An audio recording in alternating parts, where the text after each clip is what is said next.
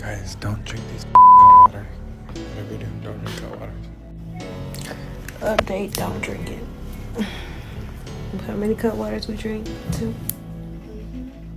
A canned cocktail with the alcohol equivalent of 3 standard drinks is going viral on TikTok, and people are waking up with zero memory of their nights. Some aren't waking up at all where they expected to. Today, we're diving deep into the Cutwater phenomenon that's taking over social media and leaving a trail of blackouts, embarrassing stories, and genuine health scares in its wake.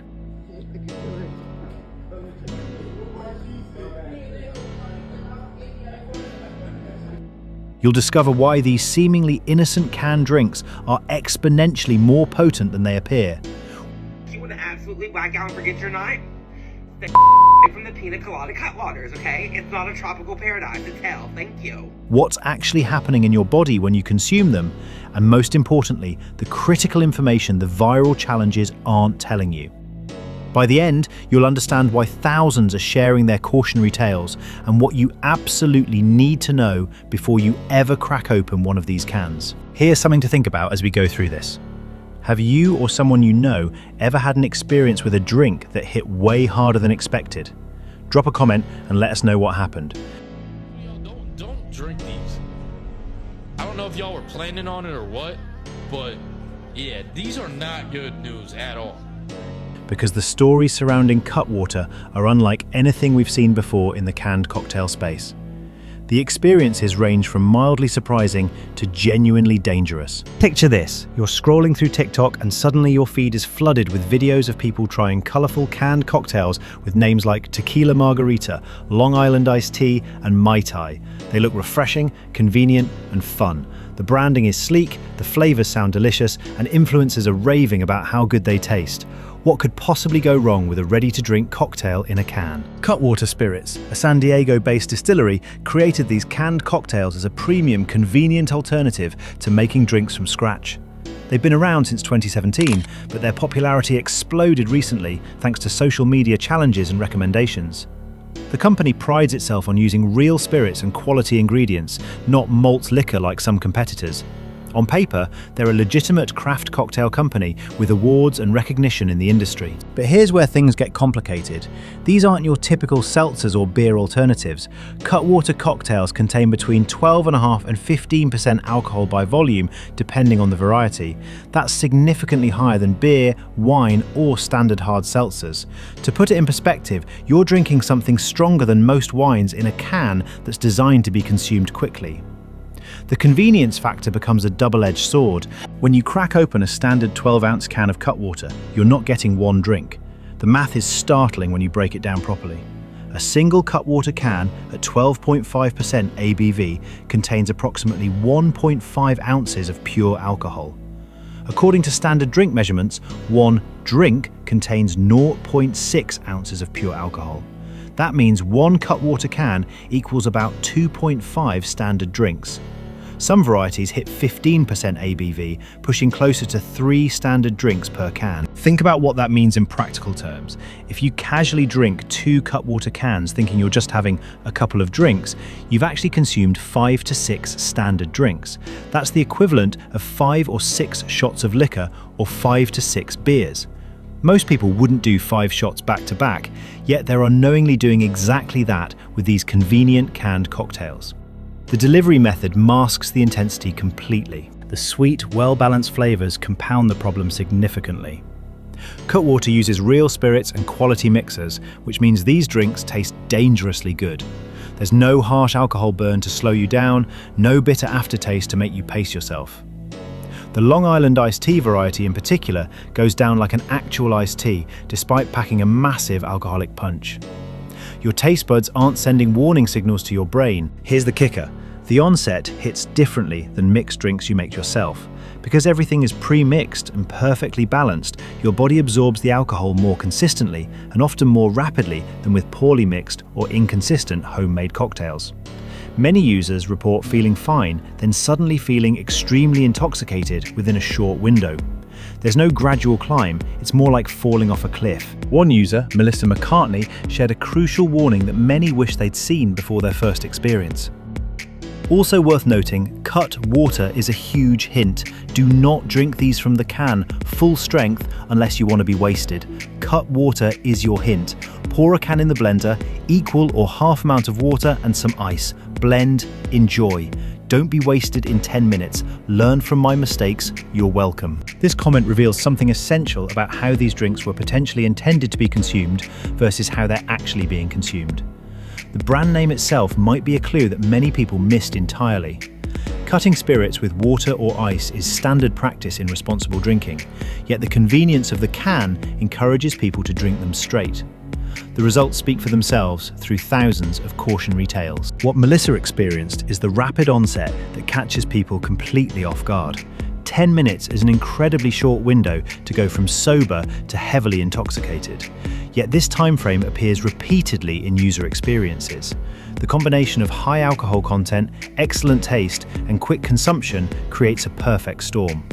By the time your brain registers what's happening, you've already consumed far more than intended. The blender suggestion isn't just about dilution, it's about survival strategy. Cutting the drink properly can transform it from a blackout risk into an enjoyable beverage you can actually control. But here's the problem. The viral challenges and social media trends specifically encourage drinking them straight from the can, often in rapid succession. The very culture surrounding these drinks promotes the exact opposite of safe consumption. Your liver can only process approximately 1 standard drink per hour under ideal conditions. This rate doesn't change based on your intentions or how quickly you want to sober up. It's a biological constant determined by enzyme activity and metabolic processes beyond your control. When you consume multiple standard drinks within a short period, they queue up in your system, waiting their turn to be metabolized while continuing to circulate and affect your brain. The sugar content in Cutwater cocktails adds another layer of complexity to this equation. While not excessively high compared to regular cocktails, the sugar present can affect how you perceive your intoxication level. Sugar provides quick energy and can temporarily mask some symptoms of alcohol consumption. You might feel more alert than you actually are, leading to overconfidence in your ability to function, drive, or make decisions.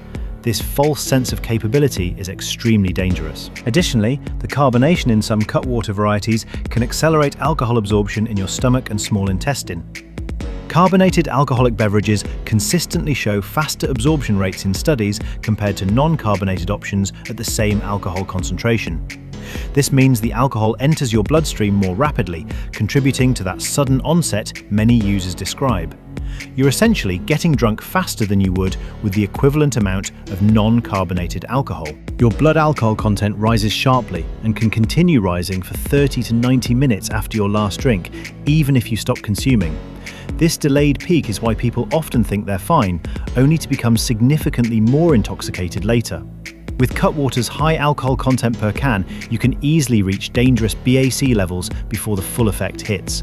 The margin for error is razor thin. One Reddit user shared this chilling experience.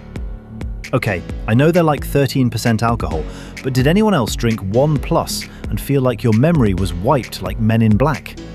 My friend and I had some, and OMFG. Memory blackouts from alcohol consumption fall into 2 categories: fragmentary, brownouts, and complete, blackouts. What this user describes sounds like a complete blackout, where the brain completely stops forming new, long-term memories. This occurs when alcohol rapidly increases in the bloodstream, particularly affecting the hippocampus, which is responsible for memory formation.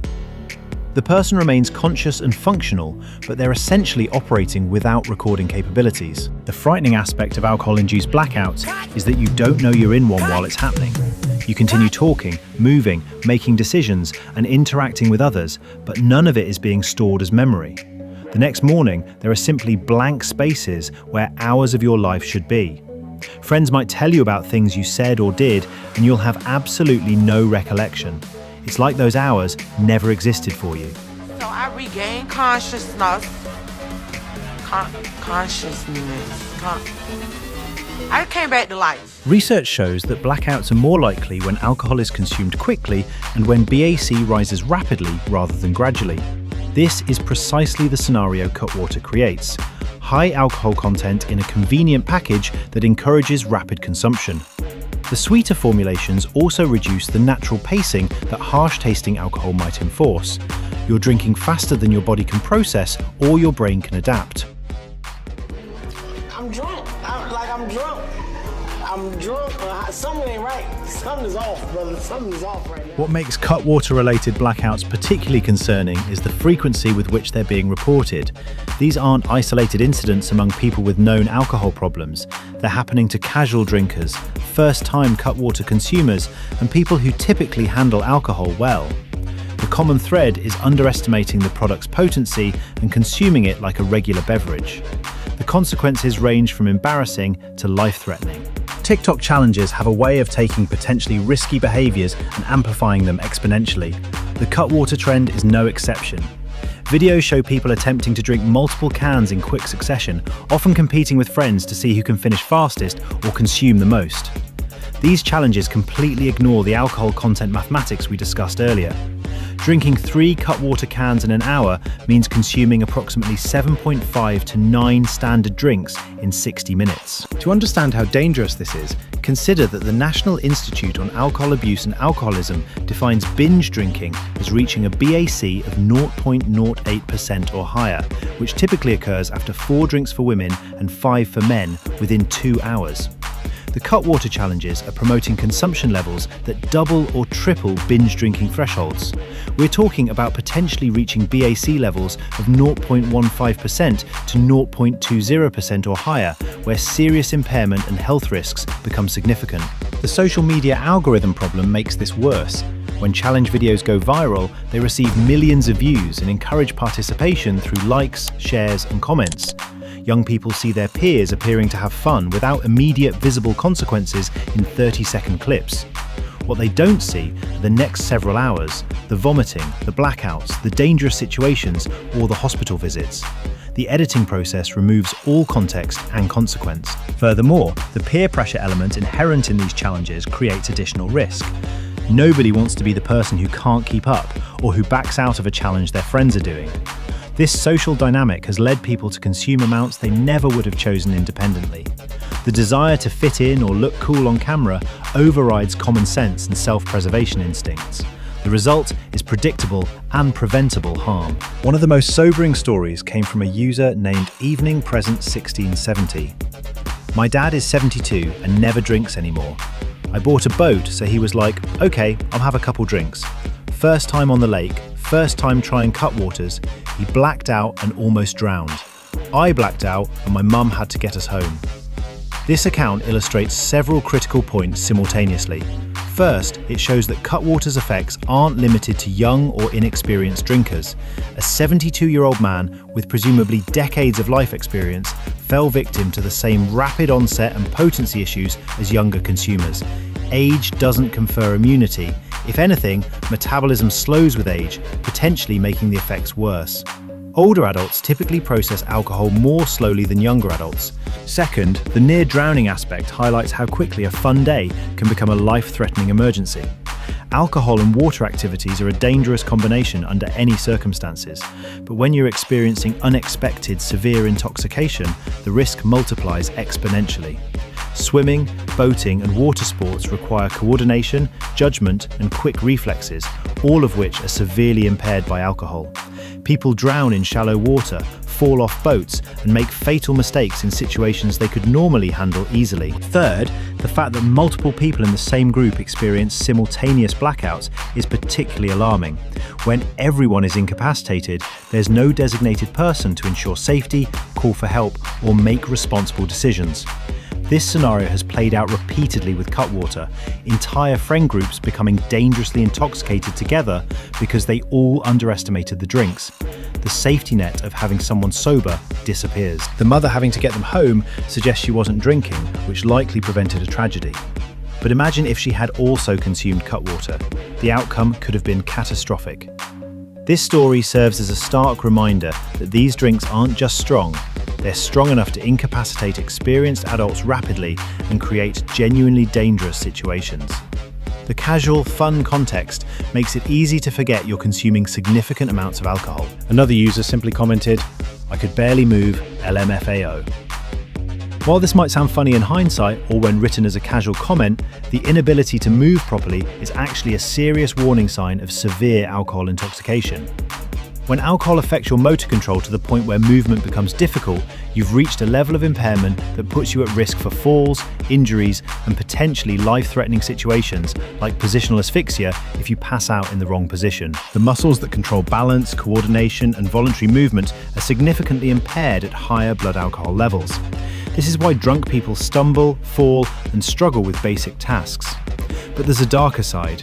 If you can barely move, you also might not be able to move yourself into a safe position if you vomit, remove yourself from a dangerous situation, or call for help if needed.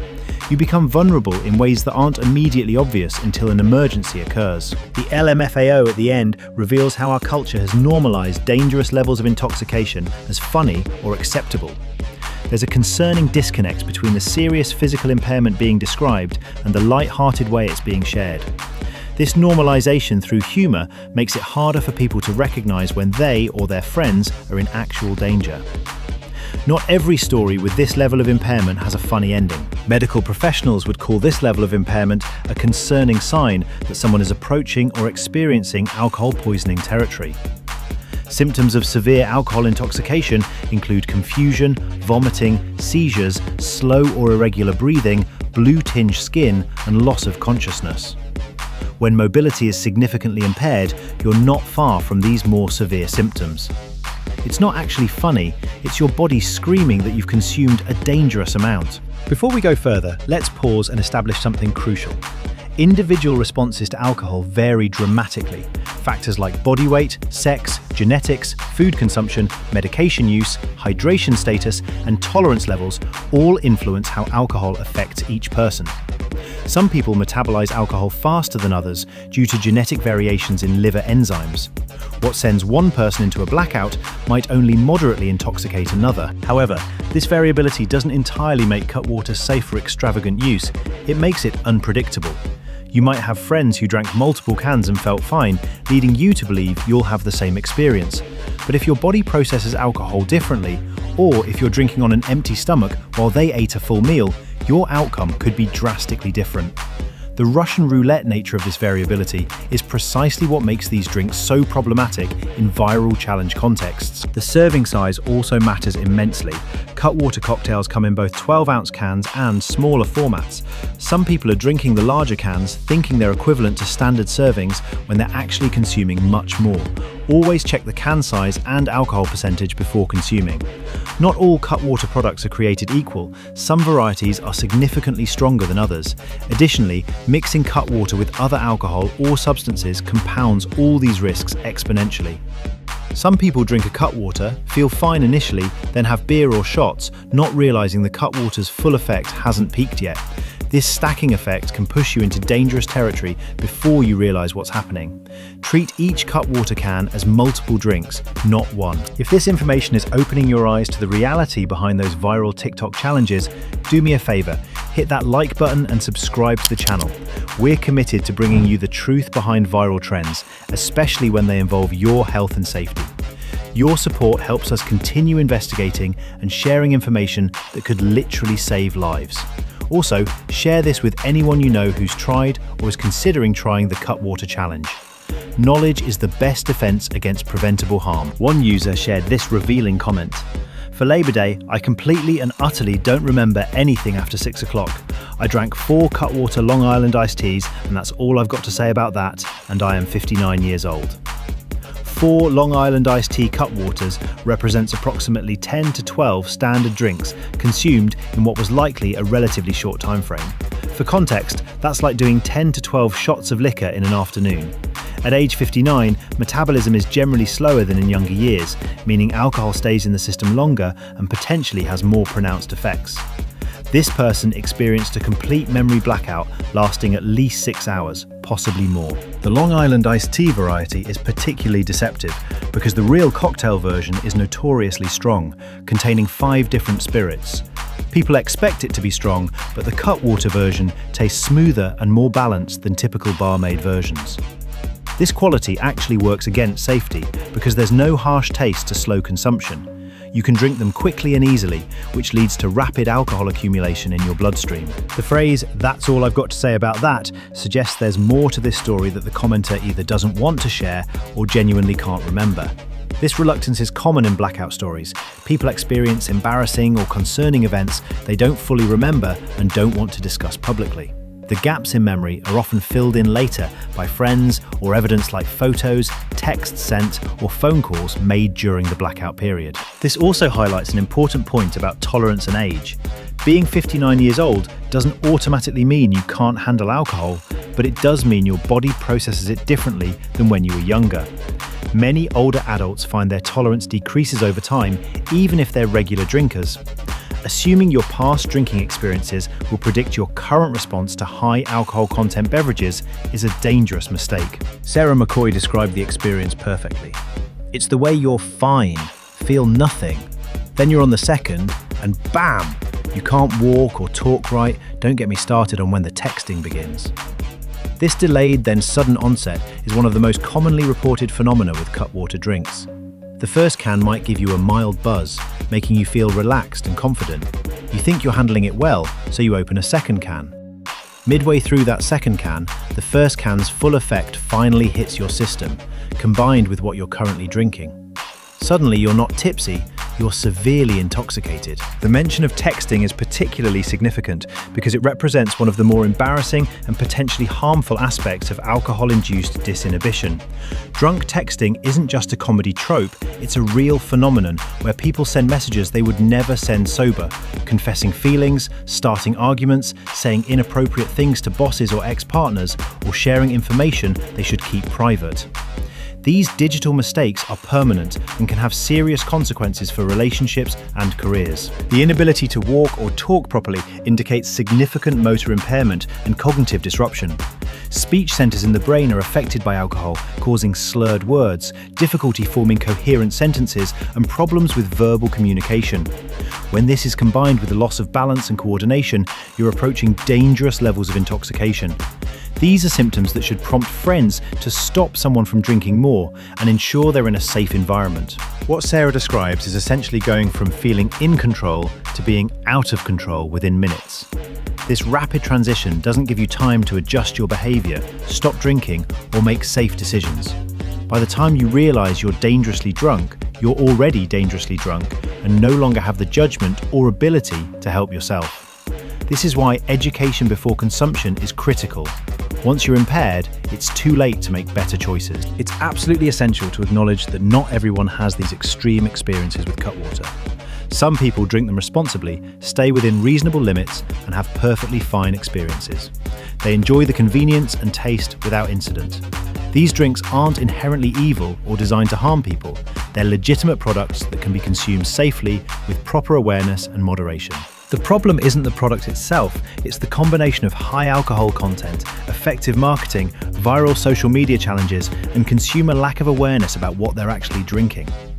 Many people who have negative experiences genuinely didn't know they were consuming 2.5 standard drinks per can.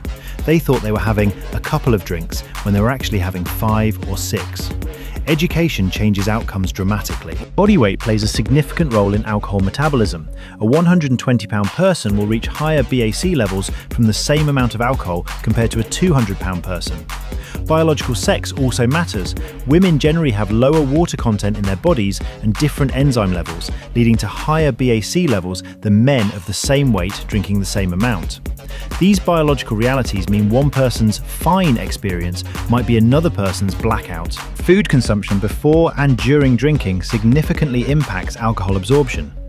Drinking Cutwater on an empty stomach allows alcohol to enter your bloodstream much faster than drinking after a full meal. The food slows absorption and gives your liver more time to process the alcohol before it accumulates to dangerous levels. Many of the worst Cutwater stories involve people drinking them at the start of a day-long event before eating substantial food. Another commenter raised an important point. Okay, why do people keep saying you're supposed to cut them with water? They're ready-to-drink cocktails. Nowhere on the label does it say you're supposed to cut them. They're just strong AF on purpose. This observation is absolutely correct. Cutwater does not include dilution instructions on their labels. They're marketed and sold as ready-to-drink cocktails meant to be consumed directly from the can. The Cutwater brand name might suggest dilution to some consumers, but it's not an official recommendation from the company.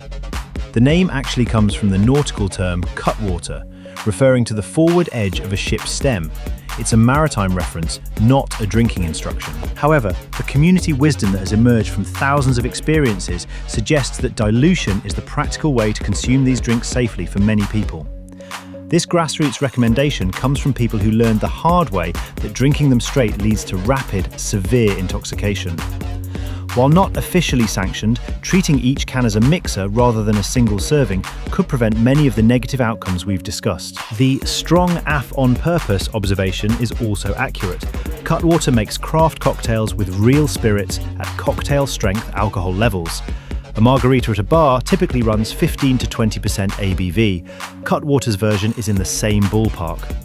The problem is that people don't drink bar margaritas from a can at beach barbecues, lake days, and tailgates where casual consumption is the norm.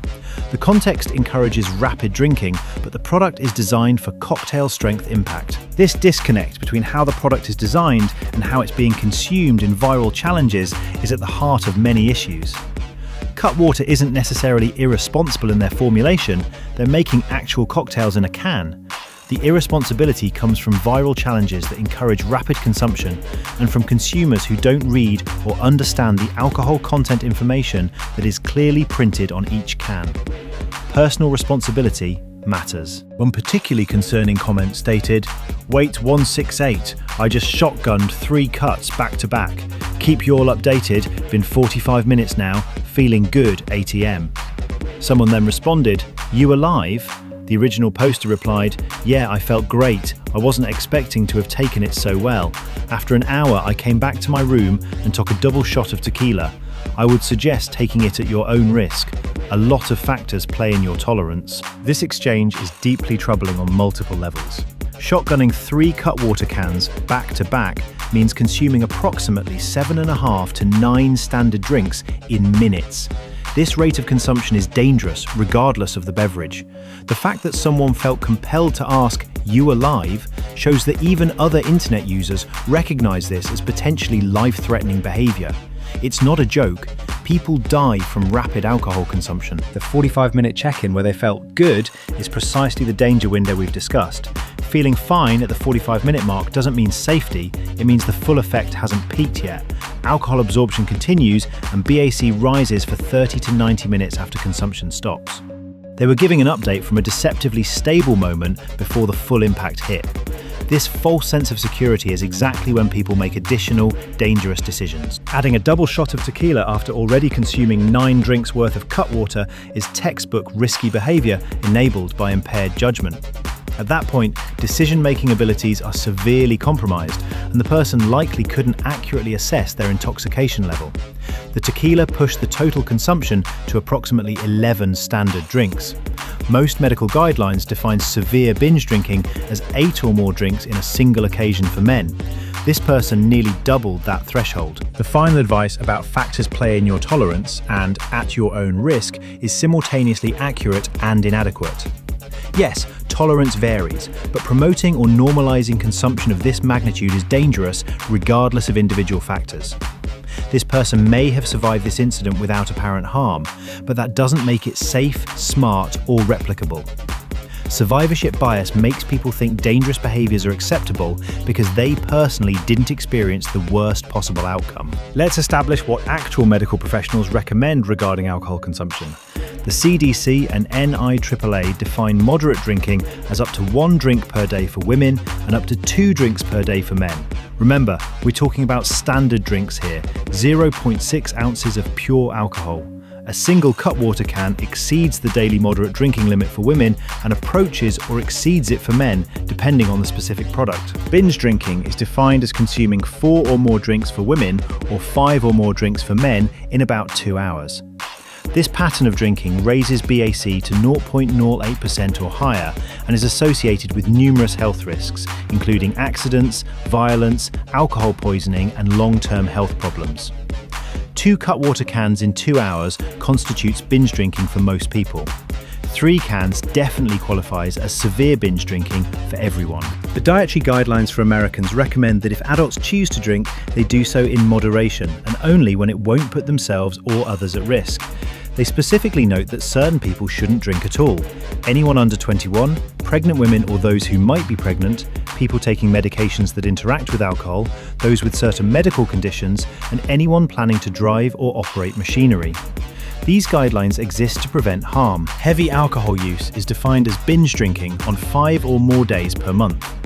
While most Cutwater stories involve one-time or occasional experiences rather than regular heavy use, the immediate risks of a single episode of extreme consumption are significant.